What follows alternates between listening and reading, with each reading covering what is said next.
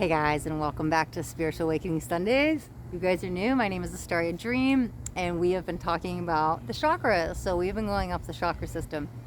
I started this with a quick little intro on what chakras are, where they're located, and what they mean. And then I wanted to go a little bit deeper because, of course, there's so much to learn about chakras, and I could literally talk about them for hours. So we started this little, mini series on chakras and when they are centered, balanced, and aligned, and signs and symptoms of when they're underactive or when they may be overactive. So if you guys have been with me the last few weeks, you guys know that we've made it to the end and we are all the way at the crown. Yay! Thank you guys so much for staying with me for this long, right? So if you guys are just tuning in, like I said, welcome. However, if you guys are interested in any of the other chakras and you want to see some signs and symptoms of what it means when they are overactive or underactive, make sure you check out my Spiritual Awakening playlist, my Spiritual Awakening Sunday playlist, because in there we've gone through starting at the root and went all the way up to the third eye. So now we're at the crown, right? So let's jump right in.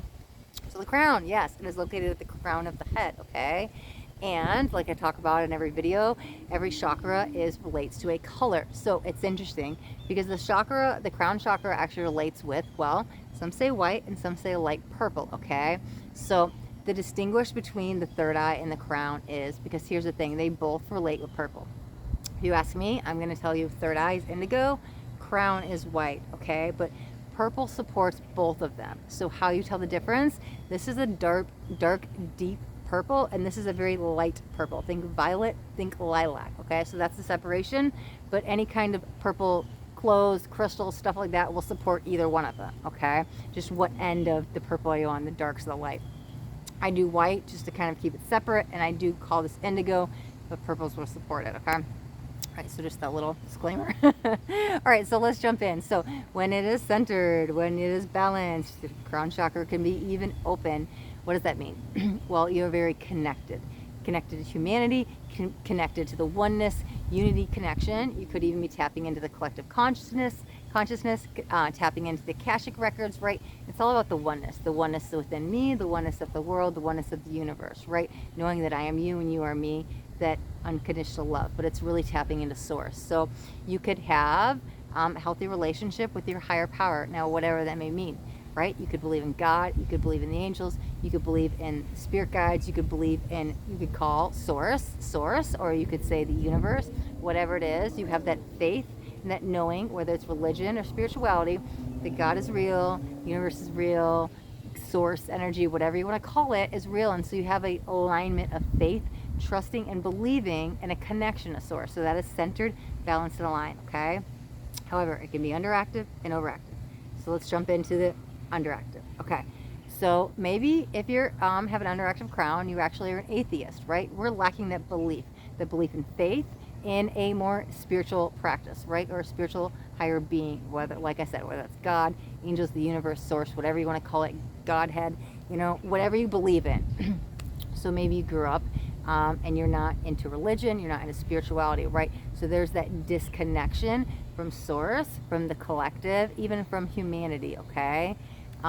Going on the overactive side, here's the thing. Faith is good and all of that, but when your crown chakra is overactive, you could become a little bit judgy or critical of those in religion or spirituality, right? If you're actually going through a spiritual awakening and your crown chakra gets overactive, you may get to the point where you're like, well, I know all the answers.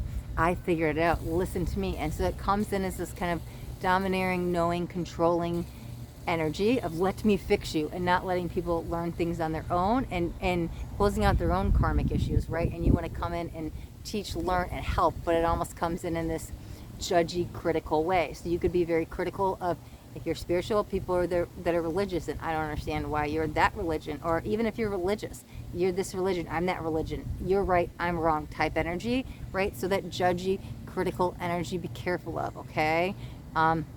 Again, bringing it back centered, having the faith in humanity, having the connection to source. This is a good centered, balanced energy to oneness, all that there is, all that there ever will be, right? So that is the unity, collective consciousness, energy of a centered, balanced, aligned crown chakra.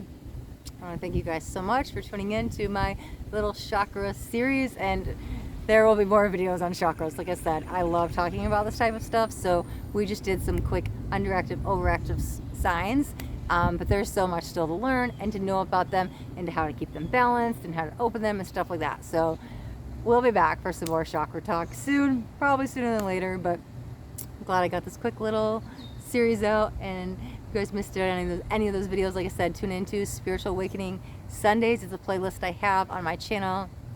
And until then, thank you guys so much for watching. If you guys got anything out of this video, do me a favor and hit that thumbs up button this way. I know you got something that resonated. If you guys haven't already subscribed to my channel, make sure you hit the subscribe button. And there's a little bell too. You want the bell and turn on all notifications, because I do daily videos. And I don't want you guys to miss out on any upcoming messages.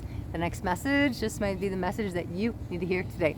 All right, my loves. Till next time, be blessed.